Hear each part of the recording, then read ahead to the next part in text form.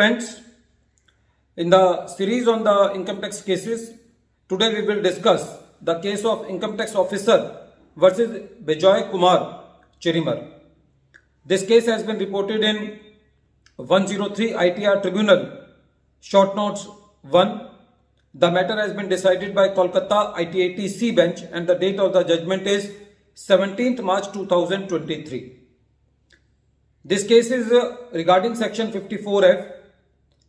Broadly, section 54F says about the exemption of long-term capital gain arising to an assessee who is an individual or an HUF on the transfer of a long-term capital asset when the proceeds are invested into the residential property. In this case, the assessee was a tenant of a G Limited company since 30 years. When 30 years passed, there was some arrangement between the landlord and the tenant that one flat will be given to the assessee, for which some advance was also given to the assessee, near about 1 crore rupees. This amount was deposited by the assessee into the HUF account of the assessee. But after some times, the deal did not materialize, and the assessee refunded this amount from the HUF to the G Limited. After some time, again the negotiation started, and the G Limited gave flat to the assessee.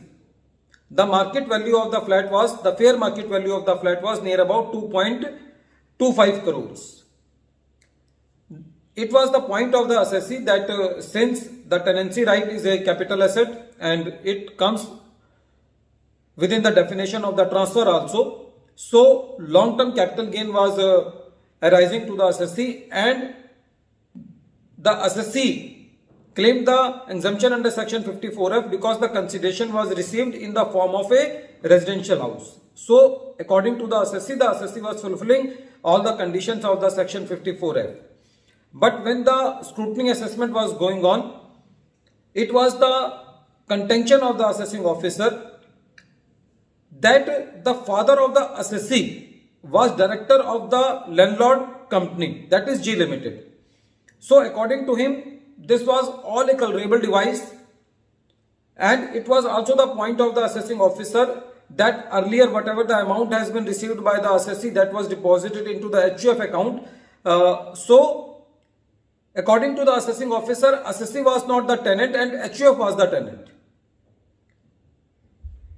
When this matter came to the CIT appeal held that only because the father of the assessee is the director of the landlord company, that is G Limited, does not make the whole transaction a culpable device.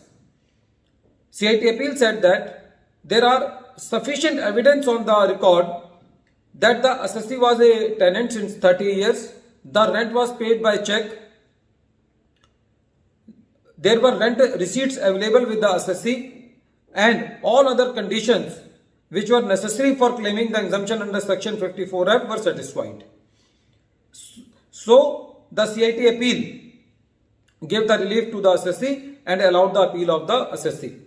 The department moved to the ITAT, and ITAT also upheld the order of the CIT appeal and said that the rent was paid through checks, bank statements was supporting that, rent receipts were there, and only because the father of the assessee was the director of the landlord company G Limited does not make the whole transaction culpable, and the fact that earlier some amount which was received from G Limited was deposited into the HUF account does not convert the status of the assessee from the assessee to the HUF.